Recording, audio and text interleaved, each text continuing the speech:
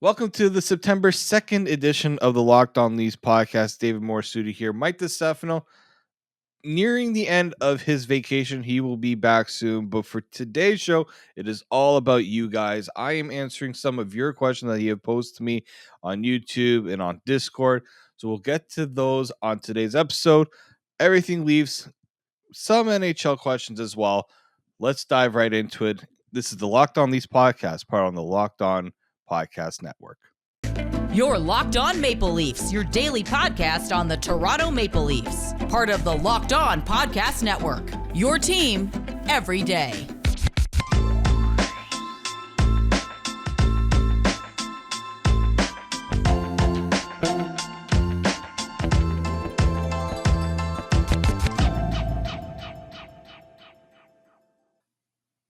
Hello, welcome to the Locked On Leafs podcast. I'm David Morsuti. Today's episode is brought to you by BetOnline.net, your number one source for all your sports wagering and betting needs this season. Mike still is not back from vacation yet. I know he is close. He is close to returning. So I am going to be solo for today's show, but I still have some great content for you as we are going to be taking your questions in our first ever Fan Friday episode. Usually we do a Monday mailbag, but I decided for Friday, let's make this all about the fans. So we are going to take questions about the Leafs, about the NHL, all that on today's show. Locked On Leafs is a daily Maple Leaf centric podcast, so be sure to subscribe for free wherever you get your podcast from. And now you can catch us on video on YouTube, Locked On Leafs. So this is something that Mike and I have been, we try to do the Monday mailbags. I decided that with Mike not here, I was going to push that to later in the week when I had when I had David on earlier, and then I had some other things planned for the other shows. So for today's show, we're going to be looking at your questions. I asked some of you guys to submit them on YouTube. I went to the Discord channel. Some of you submitted them there. I also got some requests outside of the, outside of the podcast YouTube channel and on Discord. So I'll look at those as well.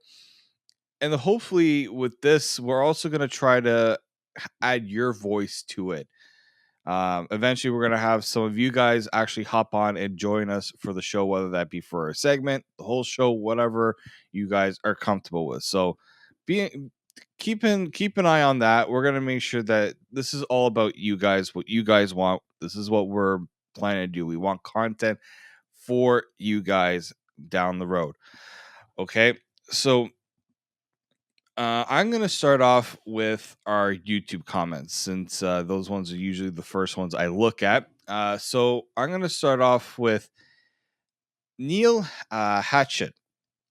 I saw that he asked this initially when I post the podcast episode about the prospect rankings, and he made sure to put it up again. So I appreciate that, Neil. And it has something to do with the prospect, Nick Robertson. So I'll read the question here. Do you think Robertson will make an impact on the second line this season?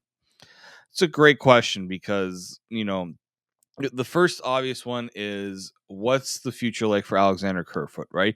Is it for him to be on the second line, or is Alexander Kerfoot destined to not be with the Leafs to start the season? We've seen that he's likely to be the one to be traded if anything were to happen. So I'm very curious to see where that goes. So when it comes to that with Robertson, I think he can have an impact on the second line, but it has to be planned, in my opinion.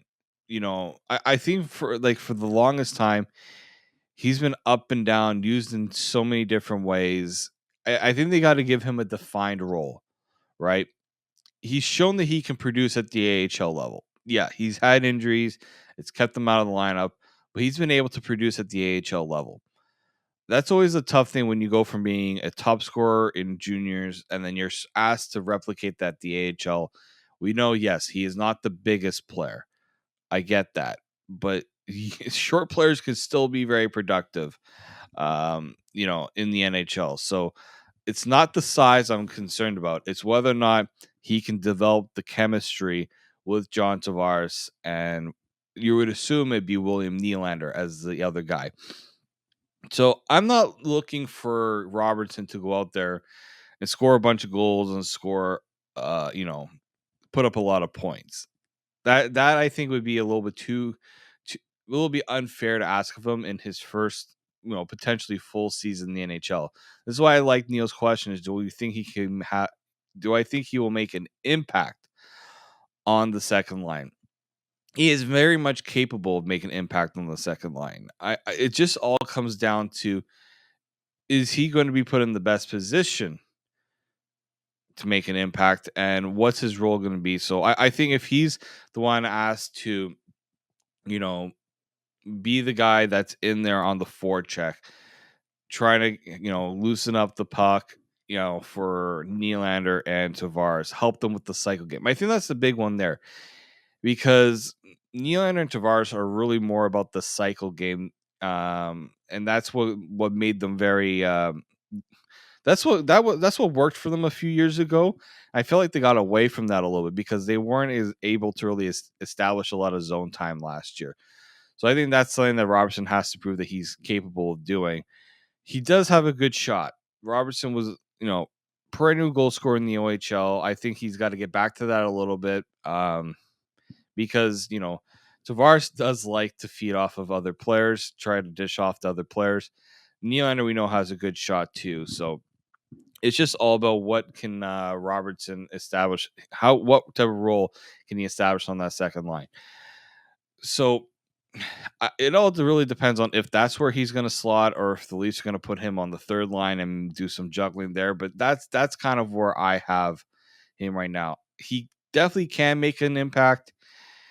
It's just depending on what does the coaching staff have planned for him, and that's usually really all it has always been like. All right, I'm going to move on to my second YouTube question. That's from Corey Parrish. Good morning, David. Lifetime Leafs fan since '91, and we have seen a lot, haven't we? Yeah, no doubt. My question, I guess, would be, what are the Leafs' expectations coming to this season? Aside from winning a first round, we have to make it there first. And I like to know what you think about the Leafs' mindset, coaches, player management, and etc. And what else can this team do to improve ultimately, or is the plan not to improve? That's the opportunity to ask it. So, he also says, thanks for the opportunity to ask a question. Always appreciate it, Corey. So, my expectations is anything but. First off, yes, they got to make the playoffs. They don't make the playoffs, that's it. Like anything that that would have to be the total reset if they don't make the playoffs. When it comes to management, coaching staff, you don't get a bunch of cracks at it and you don't make the playoffs. That's just utter and failure and disappointment. First and foremost, they have to win around this year, like for sure. If they don't win around, I'm sorry. I like you could say, yeah, they lost to Tampa last year. That was a series that could have gone either way. They win that game 6. I felt like that was their best chance last year to win that game 6, and I think they would have done really well, you know, in the playoffs, considering Tampa was the best team out of the Eastern Conference, right? So that's where I think if the Leafs get out of the first round, I think it's going to make a huge difference for this team, but they have to make it out of the first round, right?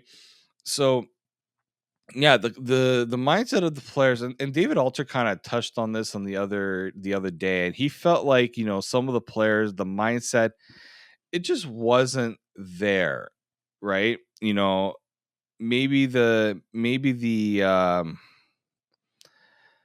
how would it be the best way to do it? Many of there's like, don't worry, when the playoffs come around, we got this. But you look at the teams like Tampa, you look at the teams like Colorado, you look at some of the teams that have gone far. They make it a point to do that in the regular season, right? They're not just about, you know, putting up the production, waiting for the playoffs to just flip the switch. It is very hard to go from one level of play to another level of play. When you've had that established level of play throughout the year, it makes a massive difference. You notice that. So I felt like, yeah, last season, the Leafs started off pretty well, right? for the longest time, it looked like everything was going well. Goaltending was really good. The defense looked really good, minus Justin Hall and Jake Muzzin. Um, you know, the forwards were doing pretty well. The question I really here is becoming, when does this team finally go on a stretch where they can say, this is going to be our brand of hockey? This is when we're going to be at our best. Okay, so I feel like when it comes to the mindset, yeah, the player's mindset definitely needs to change if they really want to go far in the playoffs. It comes down to the best players really setting the tone too, right? I'm looking at Matthews, I'm looking at Marner, I'm looking at Tavares, and I'm looking at Nylander. We saw against Montreal, William Nylander was the best player in that playoff series. Um, maybe maybe that's not what you would like to see, considering he's not the best player on the team, but that's what ended up happening. So that's what it means. Really, it is for me is someone's got to be able to say, "All right, let's flip the switch here. Let's get things going a little bit. Let's go on. Let's really start to establish how we want to play in the playoffs during the regular season, so that we're not trying to find that playoff form. You know, game 3 of their first round series. That's just something that can't happen again. When it comes to like coaches and player management, I think like the coaching staff is tied to the management because Sheldon Keefe and Kyle Dubas are pretty much joined at the hip. What happens to one is going to happen to the other, in my opinion. I don't know if Kyle Dubas is going to get his chance to hire another coach. Um, really, only if Brendan Shanahan totally feels that Kyle Dubas can get the job done. I think that it's all about, you know, can that duel of Dubas and Keefe really work? And that's where I think the expectation goes on that one. And you know, we there's going to be again the talk about, the rest of the roster, right? Can they start to find diamonds in the rough? Can some of the younger guys like a Nick Robertson step up and actually be a contributor on this team, right? Quickly want to look at salaries and who's the UFA. Like, again, none of the top players are going to be UFAs at the end of the season, right? Michael Bunting is the only one. Um, but other than that, there isn't this, like, I wouldn't say panic, but there isn't this sense of, oh, we have to do this because William Nylander's on the final year of his deal. Like, that's something, like, they still have another year to really worry about that. But yeah, no, the mindset is every season this team has to be competing for a Stanley Cup. That's where they've set themselves up. Whether you believe they are a contender or not, that's the position they are find themselves in right now. So thank you for that question, Corey. I hope what I said makes sense. I think it did. We're going to continue looking at questions. I have one I'm going to save the NHL general ones a little bit later. I'm going to continue with the Leafs one. But before we do, we're going to hear from one of our show sponsors, and that is today's title sponsor, betonline.net. Betonline.net is your number one source for all your pro and college football betting needs and sports info this season. Find all the latest football league developments, games, matchups, news, and podcasts, including this year's opening week's games. BetOnline is your continued support for all your sports wagering information, including live betting, esports, and scores. The fastest and easiest way to check all your favorite sports and events, including NHL, MLB, MMA, boxing, and golf. Head to the website today or use your mobile device to learn more about the trends in action. Bet online, it's where the game starts. Welcome back to the Locked On Leafs podcast. David Morsuti here. Mike DeSetto still on vacation, but he is expected to be back next week, or at least he better be back next week. I do miss having Michael John. I'm sure many of you miss having Mike on the show. So we're going to continue with our questions. We talked quite a bit of Leafs in the first block. We still have a few more Leafs questions, and then we're going to get into the more generic NHL questions moving forward. So let's go with actually from our Discord. We had a couple there from the Discord, so we're gonna focus on those. We're gonna start with our boy Kebab. Yes, that is the name on his Discord channel, Kebab. He asked me, "What are your expectations for the Tavares line now that he is healthy?" And that's I think a good one because I feel like when you consider everything the Leafs went through last season, I still think they missed out on a great chance to finish first in the Atlantic. And what kept them back was that the Tavares line did not perform at its best. Um, Goaltending obviously too wasn't at it. What there was a few games that they dropped because of the goaltending. So my expectations to the Tavares line is you know they gotta I feel like Tavares didn't even really have a terrible season. It's just maybe not to what were expecting from a player that was signed to an $11 million a year contract, right? So I think the first things first is they got to be better defensively. They that makes that's something with a top line you need, or a one of your top lines. They can't just be an offensive threat. They also have to take care of things in their own end. Sure, you're not always going to start them in the defensive end, but you want to make sure that that's not going to be an issue for them. And they have to figure out a way to get their chemistry back, get their mojo back. There was something missing on that line. They tried different things. Kerfoot was there. Ilya Mikheyev was there. They got to really establish.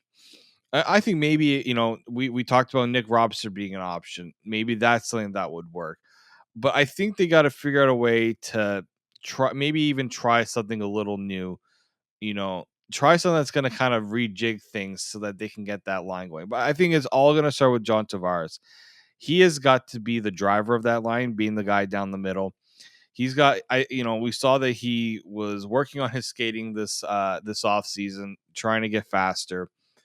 He's not going to automatically turn into like the fastest player on the team. We know that. His skating wasn't exactly his biggest strength. He's more of a power, guy. He's very strong, really tough to knock off the puck. He's not the quickest guy, but at the same time, this is a player that was a first overall pick. This is a player that has put up on that concussion and knee injury. I think the knee injury was actually the thing that really held them back when you consider knee injuries do tend to, take a lot longer. Concussions, that was a nasty hit he took. And they can be very unpredictable. I think the knee issue was also something that kind of limited Tavares, especially in his recovery this summer. So, yeah, my expectations is he's got to get back to being, that line has to take a little bit of the what's the word I'm looking for? Take some of the heat off of that first line. There's no pressure on the first line to perform because they've been performing and there's not hasn't really been an issue. But teams shouldn't be able to say, all right, we're just gonna focus on the top line of the Leafs and make sure that, you know, they're not gonna be the reason why we lose a game, right?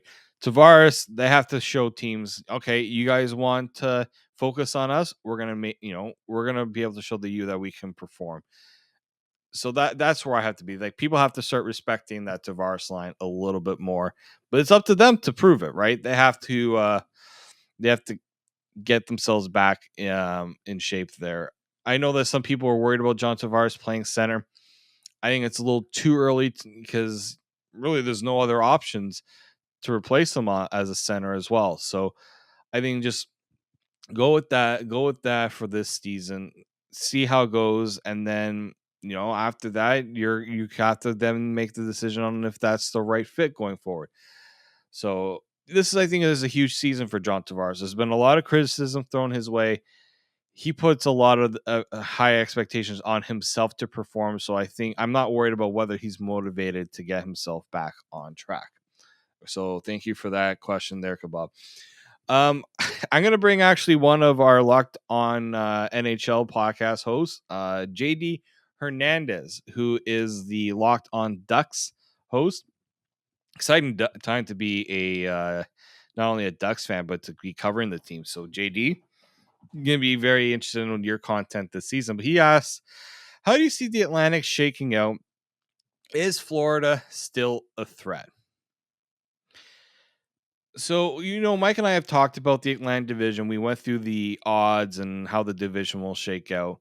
We didn't really talk too much about and I also was on the Locked On NHL podcast a few days ago. If you want to go and check that out, where we kind of looked at the betting odds, and I brought up, who I think would be the highest, looking at the points totals, who was kind of overvalued, who was undervalued. So you can go and listen to that episode. But I'm going to give you some of the thoughts that I had at that time. So first off, I'm going to bring up the Florida debate. Is Florida still a threat? I don't think they're going to be as much of a threat this season as they were last season. Simply put, that team is totally different. When you make that trade to get rid of Jonathan Huberdeau and Mackenzie Weegar for Matthew Tkachuk, Mike and I have said, like, Matthew Tkachuk is a great player. We thought he would have been a great player for the Leafs. Obviously, he wanted to go to Florida. Obviously, he wanted a really rich deal that the Leafs could not afford. So him and Huberdeau were almost pretty much a swap at this rate when it comes to production offensively. Losing Mackenzie Weegar hurts. There's no debating that. That is a huge loss for the Florida Panthers. Paul Maurice is their head coach. I'm not really sold on Paul Maurice as a head coach. I don't know if that style of his coaching is going to work in Florida, because it's going to be a similar issue that they had in Winnipeg, which was they don't have the depth on the blue line. And, you go from having Connor Hellebuck as your goalie, Sergei Bobrovsky.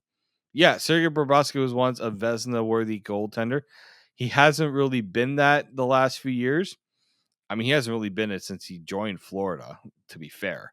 His best season was last season, where he put up a 913 save percentage, which is league average.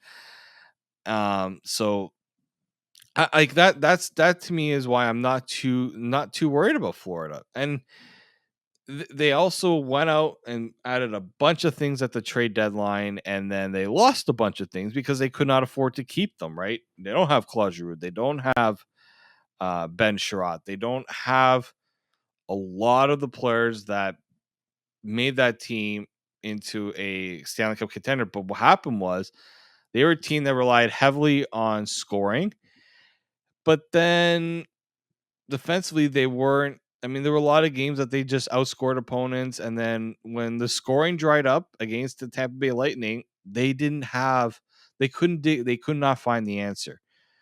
Like, so to me, I think Florida is the one that takes the biggest step back in that division. I also think the Boston Bruins are not going to be as good of a team, in my opinion, simply because Brad Marchand not going to be there to start the year. He's going to be out with an injury. We'll see how he bounces back from it. Charlie McAvoy, probably their most important player, is also going to be out to start the season. That's two big players you're not going to have. Yes, they brought the Bergeron's still there. They brought back Krejci. Montgomery, as Jim Montgomery as a coach, is not exactly something that I'm very confident about. So yeah, I'm not too high on the Boston Bruins either. I think there's some, yes, the Atlantic division is getting better. There are teams that are certainly improving. The Ottawa Senators, hate to say it, but they did get better. The Detroit Red Wings, they've been improving as well. But I do think that comes more at the cost of Florida and Boston than it does the Leafs and Tampa. Even Tampa losing Ryan McDonough, that was a huge loss for them. And they still have to make moves in order to get themselves under the cap. Yes, I know that they have, I think it's Brent Seabrook's contract that will help it in a way. I'm just thinking what other contracts they'll likely have to move some other players to make that whole thing work. But yeah, I think it's gonna be between the Leafs and Tampa for top in the division, right? That being said, it also the Leafs do have some question marks themselves. Like, it's not a foregone conclusion that they finish first in the Atlantic either. But I think given what happened to Florida this season, I'm not as high on them to repeat as the division favorites. I do think the Leafs are better set up than Florida to take the top of the division. So I actually had another question brought to me by another Locked On host, and this is from Ross Levitan from Locked On Senators, who we are planning to do a crossover, but that's going to be closer to the start of the season, maybe around training camp time. This is something we like to do. We like to cross between all the shows right there. So his question was, how many games will Matt Murray play this upcoming season? Which is actually a really good question because it's been a tough time for Matt Murray. Since he started a career high 50 games in the prior 2 seasons, he played 49 and 49. He's played 38, 27, and 20 games. So he hasn't played more than 40 games. Now, COVID shortened season. You know, you're not going to play a full. Last year was the only full NHL season we've had the last few years. So still 20 games. He has had concussion issues. I know that's something that's a concern for a lot of people. I'm gonna go. And look, even Jack Campbell had his injury concerns last year as well. So this is not something the Leafs are unfamiliar with. This is not, unfamiliar territory for the Leafs. So I'm thinking maybe 35 to 40 games is where I'm like the minimum for Matt Murray. I think that's roughly the range, 35 to 40. Let's not forget that it wasn't just injuries that forced Matt Murray to play 20 games. It's also that they did not even want him to play in the NHL at times last year, that they went with Anton Forsberg. Right? Matt Murray did not play the full season in the NHL. So I think 35 to 40 games is a comfortable range for him, even though it might seem like a bit of a long shot, but I think that's roughly where they go. And this is why they brought in Ilya Samsonov, right? Ilya Samsonov is a guy that has played at least, his fair share of 1A, 1B. He played 44 games last year for Washington. I'm going to assume he's going to be in roughly that range, maybe a little less. I think Matt Murray, if he's healthy, he will get the bulk of those games. Whether I think he's going to do the 49 games that Jack Campbell played last year, that's tough to see. It's only tough to see if he isn't healthy. If he is healthy, I think Matt Murray will be in that, 35 to 40 range minimum, maybe closer to, that 50 that he played with Pittsburgh if all the health is on his side. So I think that's the key there for Matt Murray. Okay, we're going to take another short break. And when I come back, it's a very interesting question posed by one of our Discord. I was trying to figure out the way that we call them. I don't really know if we have a nickname for them, but one of the people on our Discord channel actually asked me a really good question about the NHL, just in general. You're not going to want to miss this. I've had some very strong opinions on this, so we'll do that. Plus a couple of other general NHL questions when we come back. Before we go away, let's hear from one of our show sponsors, and that is the NHTSA. Are you one of those people who thinks it's okay to drive stoned? What's the worst that can happen? You end up driving below the speed limit. It's no big deal, right? Wrong. The truth is, your reaction times slow way down when you're high. You not only put yourself in danger, but everyone around you. Talk about a buzzkill. Stop kidding yourself. It's not okay to drive high. If you've been using marijuana in any form, do not get behind the wheel. If you feel different, you drive different. Drive high, get a DUI. Welcome back into the Locked On These podcast. So let's move on to a question that I thought to be very intriguing. This was posed by Canadian Ranger. He wrote in our Discord, Leafs fan here since 1978. That goes quite a way back for me. With recent comments from free agents and other players in the league about the salary cap promoting teams to tank and take on salary for draft picks and potential type players coming back in return, yet they never seem to get better. Are we that far off from the salary cap being dumped for a luxury type tax system being brought in if a team exceeds it? And he also notes Gary Bettman should be done in a few years and retire. And once retired, hopefully this will change. Yeah, I think as long as Gary Bettman is the commissioner of the NHL, the hard salary cap system will remain. I don't think he has any interest in, you know, the way that the current system is to change that. It does help the teams who are not able to compete with the top teams in the league to at least make sure the gap isn't that far off. But as a Canadian Ranger mentioned, that's not what the salary cap is being used for by these teams. It's pretty much you have a bad contract or you have a guy that you can't really afford, send them to us along with some draft picks, and we'll take that on, no problem. So I don't know if I'm Gary, if I'm a fan right now, and Gary Bettman talks about not wanting to make those changes because of parity.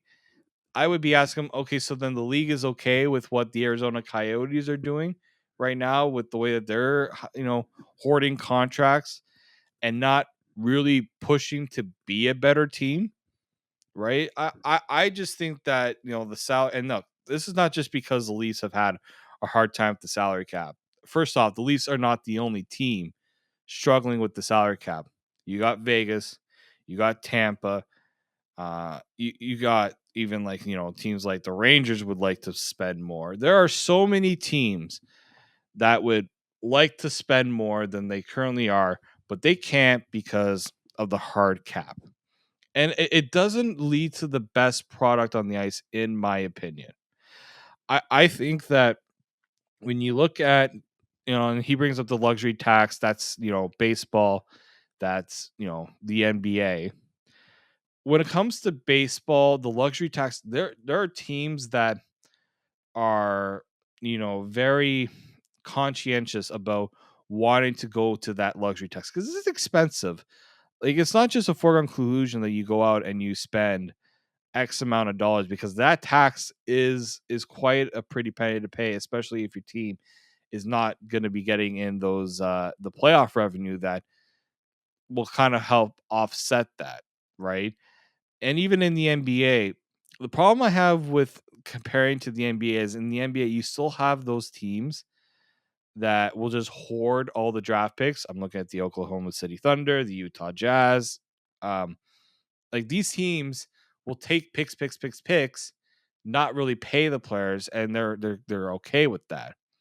Um, so in the NHL's case, it would be great if they provided some sort of cap benefit. I think more so if a team is trying to sign a player that they have drafted and developed, and given the way of the current market and the current landscape of the NHL, where certain players get paid a lot more than a lot of other players, like there is not much more of the middle class anymore in the NHL. It's not you don't see that as much anymore. It's a lot of teams paying their good players a high salary and then looking for bargains elsewhere. And like other than that, and really, if you're the NHLPA, you're not a fan of that.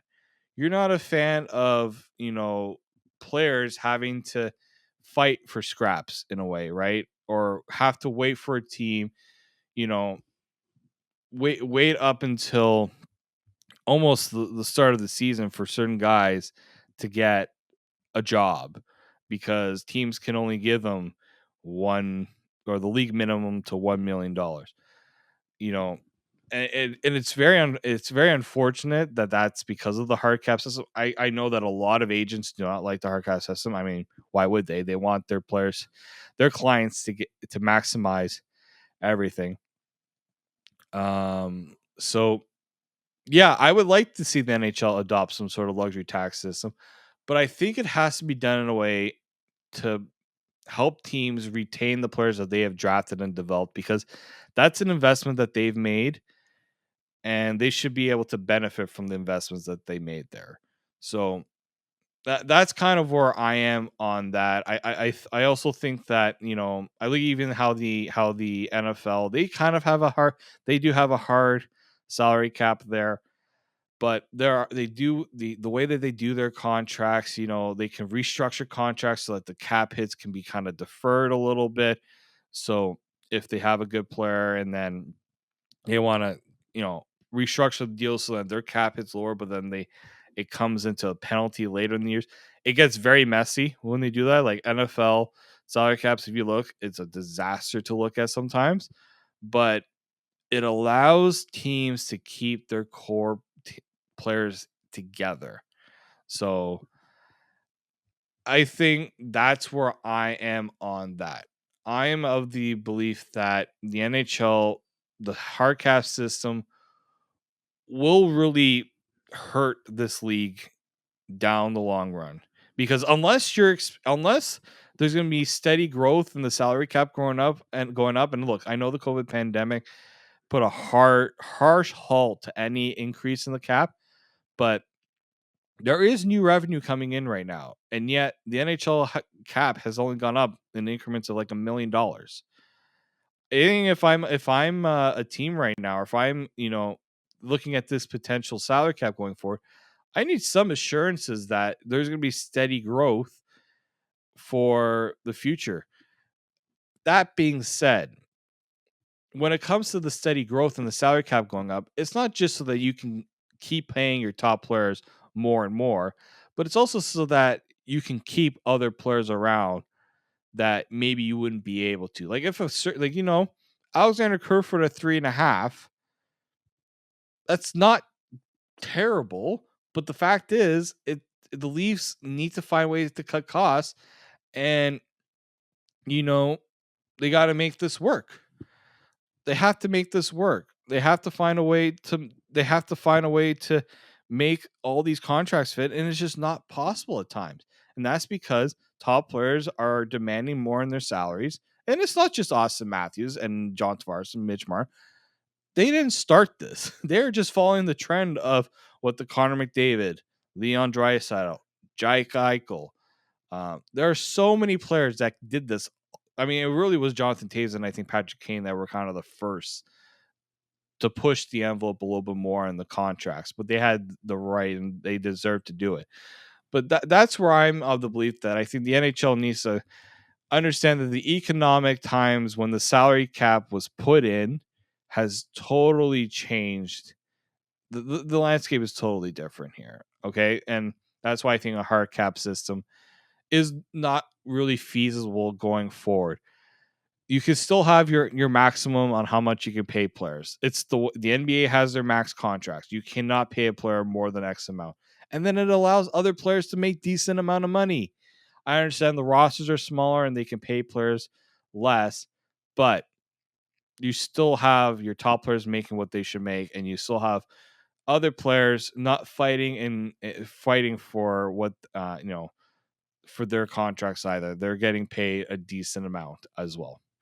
So, final question here, and we've been discussing the Patrick Kane situation.